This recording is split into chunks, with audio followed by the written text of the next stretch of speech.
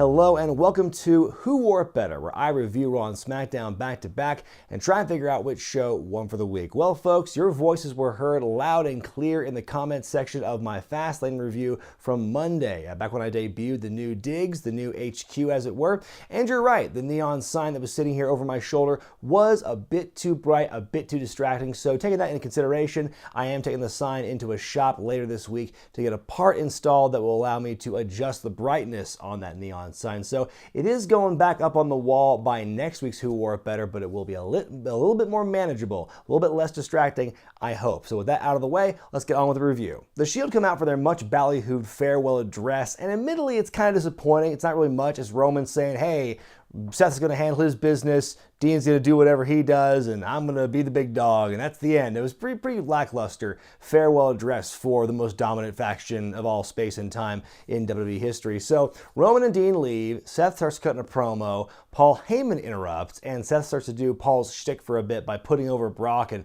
all the people he's conquered and everything, but he brings up the fact that Brock has had some serious problems with smaller guys like Daniel Bryan, AJ Styles, Finn Balor, guys more Seth's size. But Heyman counters, well, it's because Brock didn't have as much time to prepare for those smaller guys as he did for the bigger guys. And so as Heyman is talking, he shows a hype package for Brock Lesnar, and then he keeps talking. Shelton Benjamin shows up and jumps Rollins from behind. The fans don't really react really either way to this because people kind of forgot about Shelton Benjamin, who he is. I feel he's been gone from TV for so long. It would have been a lot more impactful if he actually was around for a bit, but he's been gone for so long, it seems, from at least the main shows, that, caught me by surprise at least. But, oh, Shelton Benjamin. Okie doke. And there is a connection there because Shelton Benjamin did go to University of Minnesota with Brock Lesnar. They wrestled together. I believe Shelton was Brock's coach. They trained together in OVW. So the connection is there. So I like the fact that the announcers, when Seth and Shelton have their match after the break, they bring that history up. So that's kind of nice that they bring a little piece of history there. We have ourselves a match as it's going on. Heyman is on the phone mid-match. He's doing commentary here. He picks up a phone call in the middle of the match from Brock Lesnar, it would seem. He says, well, Brock does not like the way y'all are talking about Brock Lesnar, and so he's going to show up next week. So wait a minute, now all of a sudden Brock watches the show? Like last year, the whole thing was he doesn't watch, doesn't care. That's why he's such a cancer in the background or the locker room or whatever. Anyway, stompity stomp, Seth Rollins wins. Nice to see Shelton Benjamin, but we will see how long this run for him lasts on Raw. Finn Balor makes his way to the ring in the middle of Seth's celebration. He's getting ready for his match coming up against Bobby Lashley, where he defends the IC title. Before Lashley makes his way out, though, we just see a shot of his glaring, angry face on the big screen, staring at Finn while he's making his entrance. Such a weird production choice, but we go into that match. It's an okay match. At the end, Finn goes for the coup de grace. Lio Rush shows up, kind of in disguise, incognito. He rings the bell to distract Finn. In that distraction, it allows Bobby to hit Finn with a mid-air spear to win back the title. So a bit of hot potato going on. Really sure, that whole win that Finn had against Lio Rush at the Elimination Chamber sure didn't seem worth it. Like I said, when Finn won the belt at that pay-per-view, we've had this kind of this carousel of IC champions ever since Dean beat Seth for it late last year. And right now it's just kind of it's there. Nice to see it, but nothing's been done with it. It's just been kind of more like a little status symbol than anything, but it's never really been, it hasn't been put in any kind of meaningful feuds up until now. Maybe, now that Lashley's back as a champion, maybe they'll put some value into it and put some work into building it up. Time will tell. After a backstage promo by Baron Corbin, we go to Ronda Rousey in the ring, who's going to explain her actions very, very quickly. She absolutely speed talks through this promo. I don't know how or when she came up for air in this promo, but she was on a roll here. She just goes, she talks about how the fans are bandwagon bitches. She's going to desecrate our place of worship, that being the wrestling ring. She says she got Charlotte DQ'd because she wanted to, embarrass both Charlotte and Becky at WrestleMania, which is what I have hypothesized in my Fastlane review. He says Charlotte's a joke, Becky's a joke, and if you believe this whole charade, then you're a joke as well. That final line can be interpreted a couple of ways because on one hand, it goes in line with Ronda's big promo she cut on her YouTube channel or something last week where she said wrestling's fake, whatever, who cares? That got a lot of flack and became a whole meme. There's that. And also, she could be talking about the charade of Becky's hopes and dreams, I guess. That's the more generous way of interpreting it, but it's probably the former, more that pulling back the curtain thing. I think with this whole, this more emphasis on, oh, wrestling isn't real, like we're seeing on air last couple weeks. I think it's just like WWE's trying different things to be edgy and trying these things to flip the script, as it were. It is very similar to what Vince Russo did in WCW, where, oh, they're going against the script. We haven't gotten that far yet, but I feel we're teetering toward that at this point. Ronda is then cut off by Dana Brooke. Okay, nice seeing her. She cuts this babyface promo saying, she's not going to let Ronda be so disrespectful. But man, she almost sounds like she's crying. She sounds so nervous in this promo. You see her hand is shaking. Her inflection's all over the place. I don't know what's going on here, really. But she says, I'm not going to let you disrespect the locker room, whatever. Ronda just beats the bejesus out of Dana for her troubles. She almost spikes her head with the Piper's Pit. Referees come out to try and break it up. She's about to put the armbar on Dana, but she just lets go and says, nah, you got to pay $60 to see me put an armbar on somebody, see how it's done. Ronda, seriously, who pays full price for pay-per-views anymore? It's all on the network for $9.99. Free for new subscribers, Ronda. Come on, do your homework. Then Ronda slaps a ref and she leaves. What a bizarre segment this was between Ronda's rapid fire uber heel promo, doing all the things to get the fans to boo her and just totally blowing through the thing like she had somewhere to be, followed by Dana Brooke's just bizarre promo, this bizarre about face for her. It's so weird to see her get promo time in general. I think it's the longest promo she ever had. I think she talked really slowly because she knew she had to milk it, because she knew she wasn't going to get that shot again. But between Dana Brooke and Shelton Benjamin, are there any other randos who haven't been on TV forever who want to show up and get beat down tonight? Short answer, yes. We get Ruble versus Blackachet in tag team action up next. Pretty quick match, but it's impressive work by all four guys nonetheless. Blackachet wins after Alistair hits the Black Mass on Bobby Roode. The Revival jump Alistair and Ricochet on the ramp after the match, so it looks like their rivalry is not over quite yet. It's time now for a moment of bliss. Alexa comes out to announce the host of WrestleMania, and it's shock of shocks, herself. Good to see her on the card in some capacity while she is still, I think, presumably recovering from her injuries. But boy, if only being the host of WrestleMania actually meant something. We get a recap of Braun Strowman almost murdering Colin Jost from Saturday Night Live last week, and he's being interviewed backstage. A gopher comes up to him and says, hey, your car's ready, Braun. He goes, what car? We come back from commercial, and he sees he's been gifted a nice-looking red and black sports car from Colin Jost. And so that Braun just tears it to pieces. He says, next time I see Michael and Colin, it'll be live from New York. So that sounds to me like he's invading SNL this weekend or some future weekend. But no matter when that happens, I'm actually kind of excited and interested to see what happens if and when Braun invades SNL.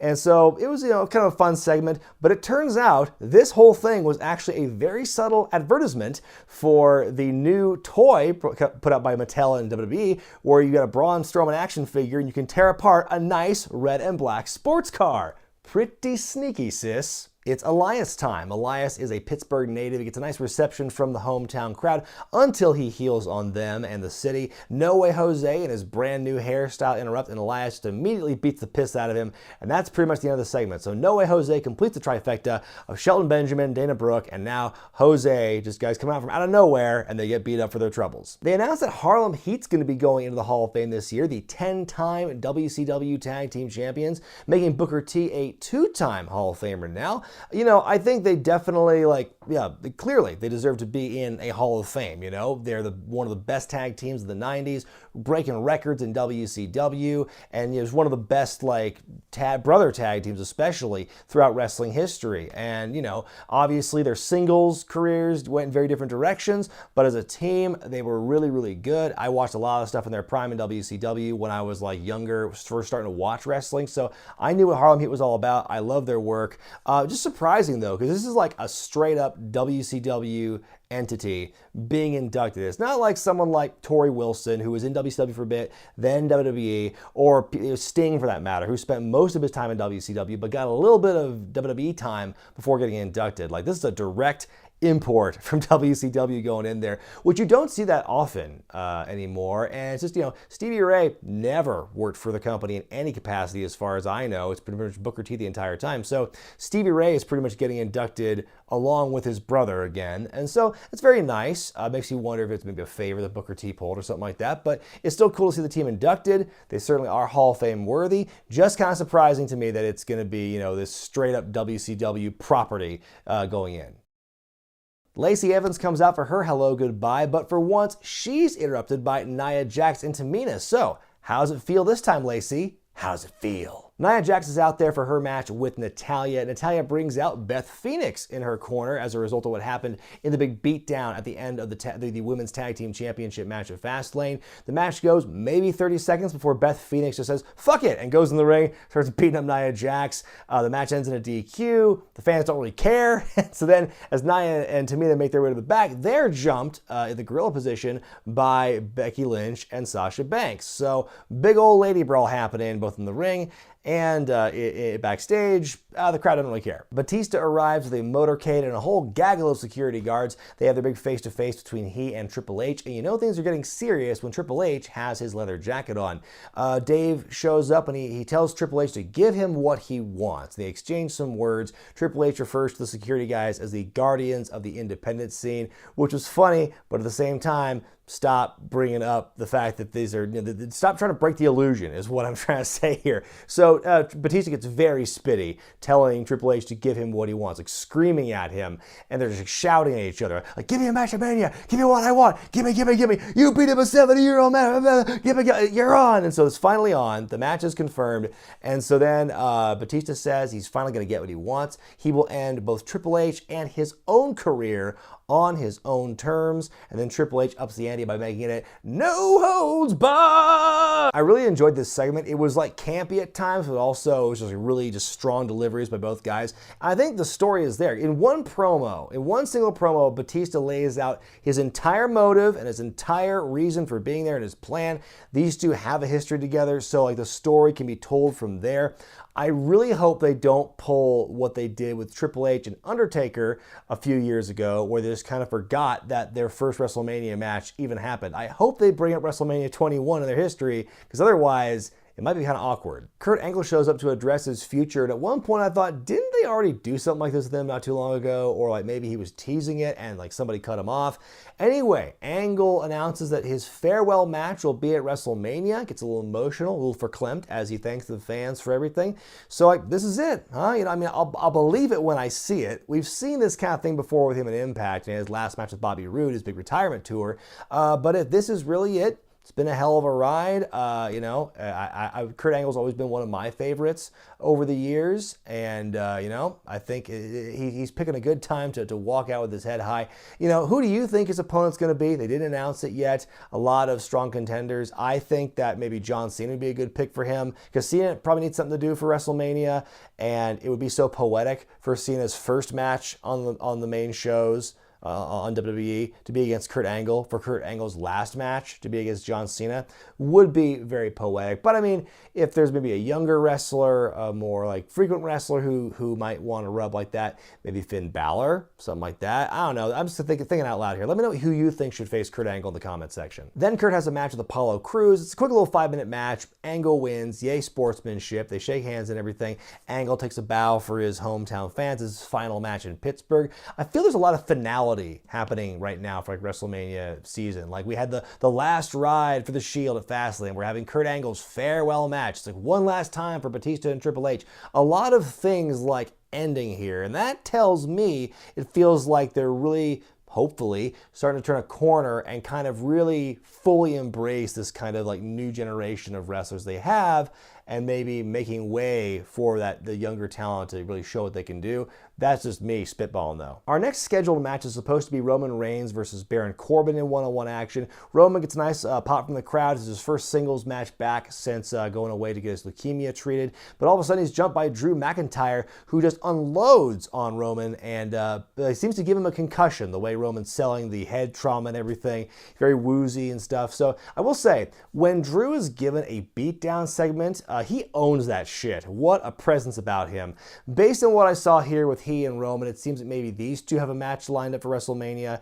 And with Roman having a match now, it seems, and with Seth being locked in against Brock Lesnar, makes me wonder what's going to happen with Dean Ambrose in this equation, as he's on his way out, apparently. So Dean backstage, after they're checking on Roman, he goes up to Triple H, demands a Falls Count Anywhere match, no DQ, whatever, with Drew McIntyre. Triple H says yes, and it's on like Diddy Kong. So Dean and Drew have their match now. It's a knocky-draggy, my new term for a knockdown, drag-out fight. They brawl into the crowd, in a snack bar, in the merch table. Have you ever noticed whenever they show merch tables in this world of theirs, they never show they never have like the giant-ass price tags? Because if you've been to a WWE show and you've seen their merch tables, you've seen those prices. Like, they're very easy to see, but they're nowhere to be found when the merch tables are being shown on television. They go to the announce table. Drew jabs Dean in the eye with a pencil. He rams him with an LED set, claymores his head. He shoves Dean's head and arm into this like railing thing, hits him in the claymore, so he's got nowhere to go. The thing breaks,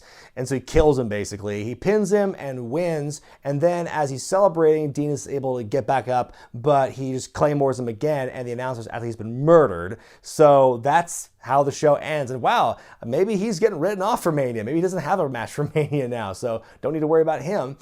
This was a really powerful ending. This seems to me is that we're finally getting what a lot of people have been wanting / predicting for a long time with Drew McIntyre, and they're finally putting the rocket on him. They're finally giving him this like big main event heel push. Like, from losing in 6-man tags against the Shield to pretty much killing the 2 of their members single-handedly in one night. Not everyone gets to do that. So that kind of puts him on a higher plane, as it were. So yeah, very strong ending. I don't know if it's because Bruce Pritchard's back on creative, or just because, you know, the writers in general ramp up their quality as Mania gets closer, or it's a combination of both. But I've been really impressed with the last few weeks of Raw and how they've been ending on these kind of cliffhanger notes, really powerful, you know, wham moment kind of things.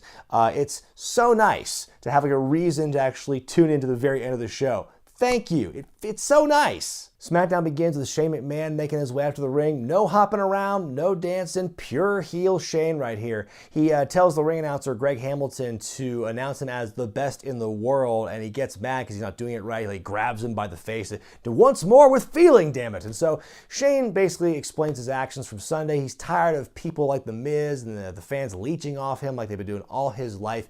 He says he's the best in the world. He's been the best in the world ever since he was born. He talks about how much he enjoyed beating the hell out of Miz in front of his dad with his baked potato face and his shitty acting. He didn't say that last part, but he did put himself and Miz in a match together at WrestleMania. So, you know, I think it was a good way for Shane to explain his actions from Fastlane. Curious to see how Mizzy responds in the weeks to come. Blackachet and the Hardy Boys take on Nakamusev and The Bar, who are basically, those 4 combined, the League of Nations 2.0. It's a fun little match. By the end, everyone's getting their shit in. The New Day show up, and they just clean house, beat the hell out of everybody, and the fans are loving this. The New Day are pissed, and they don't care who knows it, and they're causing chaos. The Usos cut a promo in a smoky room, and they allude to the fact that their next rivals may be the Hardys, because they talk about, you know, we've gone through all these other teams, except for this one team who are brothers. They're like us, but they're nothing like us. So that could be a really cool match. The Usos versus the Hardys. I'd buy that for $1. Randy Orton comes out and cuts a really strong promo, basically comparing his career over the last several years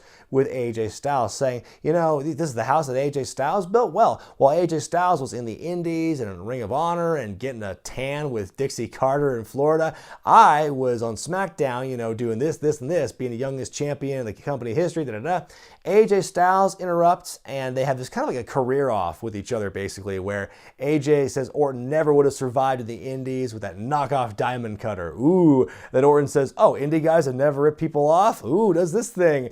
And then AJ like runs down Orton's history of stables and tag teams he's been a part of over the years. And Orton says, yeah, he's the landlord of this house, and rent's due, you son of a bitch. And AJ says, well, how about, you know, you come collect the rent at WrestleMania, !2.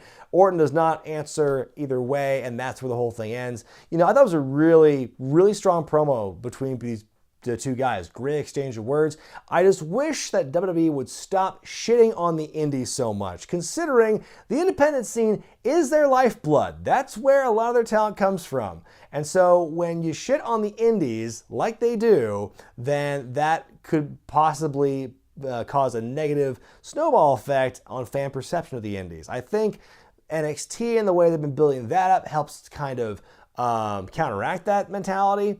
But when you have Orton saying, "Oh, the indies, screw those," yeah, it's like, it just puts up kind of a bad vibe to me. Asuka takes on Sonya Deville in non-title action. Sonya hopes to gain some redemption in Mandy Rose's eyes after what happened on Fastlane. At one point near the end, Mandy's caught in the crossfire. She's pulling herself up by the ring skirt, pulls it down. That causes Sonya to slip on it. Very similar to what happened to Mandy on Sunday.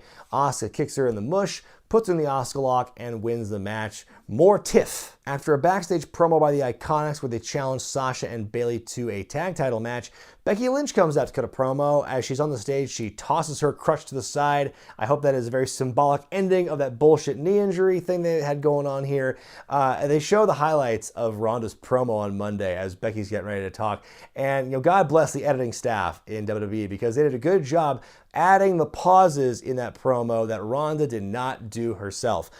Becky quickly recaps all the stupid stuff that was going on in the last month and a half, the saga of her getting suspended, arrested, injured, She said she played Rousey like a fiddle to get what she wants, and it paid off at Fastlane. She just really dumps on Ronda for being a dum-dum. Charlotte interrupts and says, wow, Becky's been hot for 6 months. I've been hot. I've been on the scene for 4 years and all this stuff. Becky cuts her off and says she did nothing with her time on top. Becky is a white-hot momentum and all that stuff, so she'll win at WrestleMania.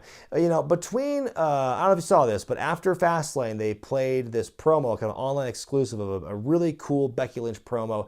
Clearly seemed kind of off the cuff, kind of like she was just kind of riffing basically, but it was really passionate, really strong, really believable. Between that and like the promo we saw here with Becky on Tuesday, like this is what we need to sell this triple threat match. Not all this bogus, Becky versus the McMahon stuff.